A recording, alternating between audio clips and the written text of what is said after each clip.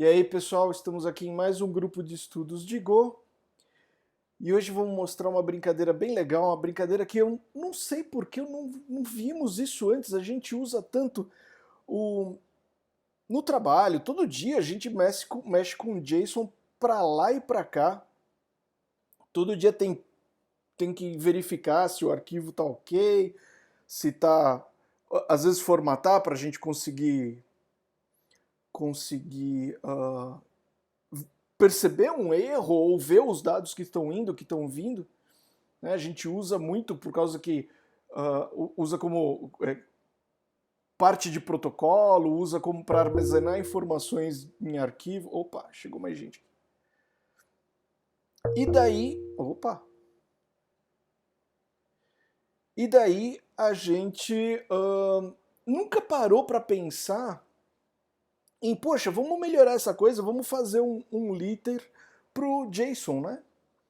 E aí na semana passada, no Out of Recorders, a gente chegou a falar alguma coisa disso, de que, puxa, seria legal ter uma ferramentinha aí, um linter para indicar melhor onde que estavam os erros e tudo mais. E aí durante essa semana eu fiquei pensando nisso, mas na minha cabeça eu ia escrever um parser, né? Tava me preparando para escrever um parser, só que antes de sair escrevendo, eu falei, bom, vou dar uma olhada no pacote JSON da própria linguagem, do próprio Go, né? E eu descobri que, puxa, por pura burrice a gente não tinha olhado no pacote, porque lá, é claro, tem todos os tratamentos de erro, inclusive bem sofisticados. Ele pode informar o campo que está errado, ele pode informar a linha. A linha não, ele informa o offset, mas com o offset você sabe a linha, você sabe tudo. E aí, poxa vida, foi super rápido escrever um utilitáriozinho para retornar o erro de uma forma melhor. Então vamos dar uma olhada aqui no funcionamento dele, né? Ele já está instalado aqui, porque é um executável. Também pode ser usado como pacote, então JL, de JSON Linter. E traço H. Olha lá, tem um helpzinho bem básico de como usar. E aí, basicamente aqui, se eu chamar ele, eu posso chamar ele também só com pipe, o default é ele ler do stdin e gravar no stdout. Então eu posso, por exemplo, aqui, se eu fizer assim, ó, cat, deixa eu pegar um JSON de exemplo aqui, fixtures, pegar o primeiro exemplo, pipe. Se eu mandar só um arquivo que não tem nenhum erro, ele só vai formatar. Então, se eu vim aqui se eu vim aqui no arquivo e, por exemplo, bagunçar ele, se bem que eu acho que esse editor vai tentar, o editor vai me atrapalhar. Eu preciso de um editor que não limpe. Deixa eu ir no VI, por exemplo. Fixture E1. Se eu tirar aqui do formato, deixa eu tirar aqui do formato. E rodar, olha lá, ele formata de novo. Né? Mas vamos fazer uma coisa mais legal. Vamos supor que, além de estar fora do formato. Bom, esse aqui, quando salvar, ele vai pôr no formato. Mas vamos botar um erro aqui. Vamos botar mais 2 pontos. Então, esses 2 pontos aqui estão errados, certo? Quebramos o formato. Olha só, se eu passar assim. Olha lá, agora em vez de ele retornar, ele me indicou que existe um erro de sintaxe.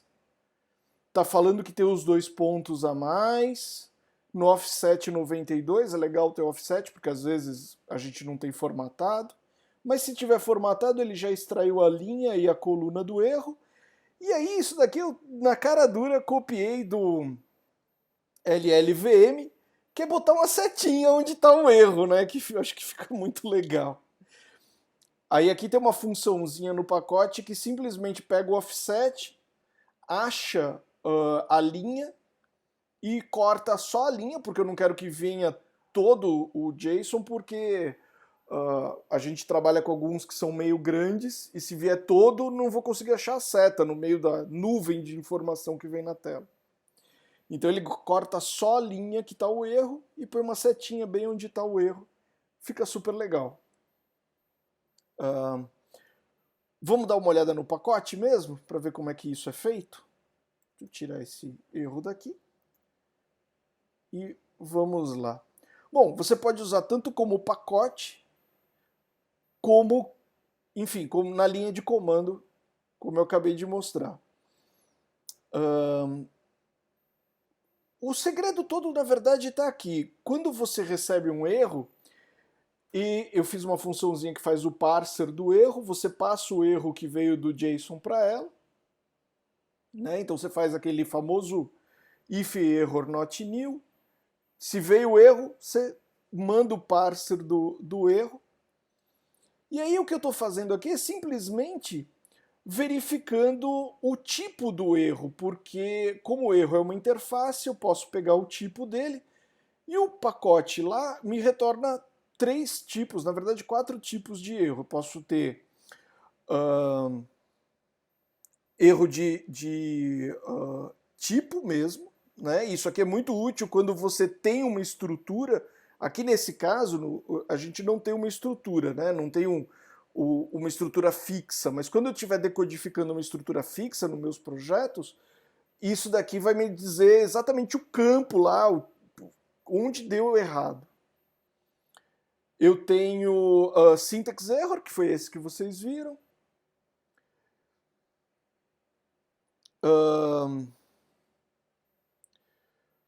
Invalid unmarshal, e se nenhum deles for, ele vai me dar esse daqui. Nem todos retornam offset, alguns deles não são possíveis de retornar offset, então ele retorna simplesmente o erro, mas a gente contemplou todos aí para poder ter cobertura total, né? Não escapar nada.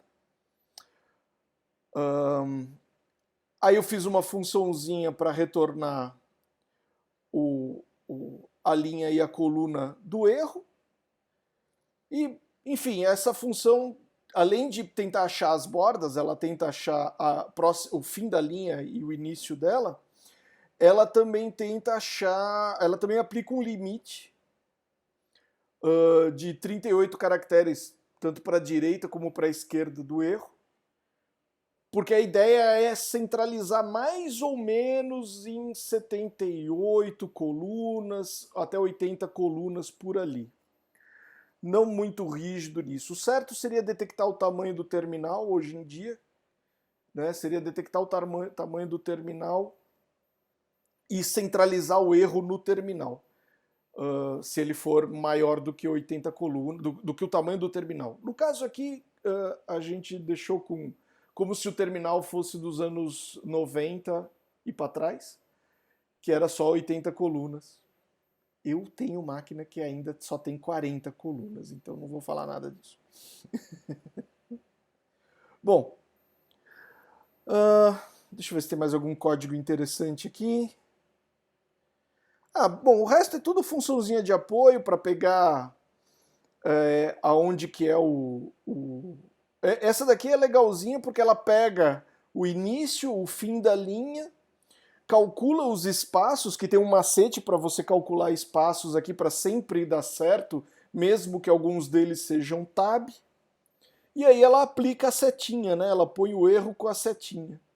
O macetezinho aqui para calcular sempre o espaço de forma correta é fazer o seguinte: você tem que interagir na string, e se for tab, você concatena um tab, se for qualquer outra letra, você concatena um espaço.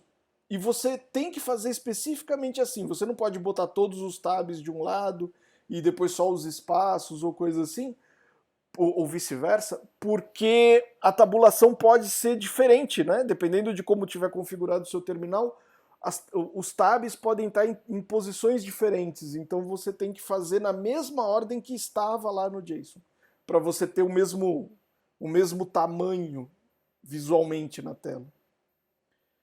Enfim, macetezinhos que a gente só descobre quando tenta fazer. Por incrível que pareça, tirando o CMD aqui, mas o pacote está com 100% de cobertura de teste, então dá para olhar bem aqui no teste como tudo foi feito, está com 100% de cobertura, que é uma raridade, principalmente no meu código. E como exemplo, tem um exemplinho aqui no README. Depois a gente pode criar mais alguns exemplos e tudo mais, mas tem um exemplo aqui no README, né, de como usar no seu projeto, pegando um JSON que tem um errinho, e daí fazendo um Marshall dele, e aí usando o nosso parser JSON error para gerar um output de erro melhor aí e tudo mais. Bom, e é isso. Olha lá, em uma semana temos o nosso utilitáriozinho para tratar melhor com o JSON. É claro que os links vão estar todos na descrição do vídeo, mas tá lá no nosso Go Sidekick, JSON Lint. E é isso, galera. Espero que tenha sido divertido. Alguém tem alguma pergunta? Então vamos para Out of Recorders, onde a gente bate papo. Se você está vendo isso no YouTube, Out of Recorders é quando a gente não está gravando e aí a gente pode falar mais besteira, falamos de um monte de coisa. Não, às vezes a gente não fala só de Go, embora a gente tenta puxar a sardinha para o nosso assunto principal, mas sai assunto de retrocomputação, de eletrônica, de outras linguagens de programação, enfim, um bando de nerd junto, só podia sair isso, né? Então vamos lá, pessoal. Até semana que vem.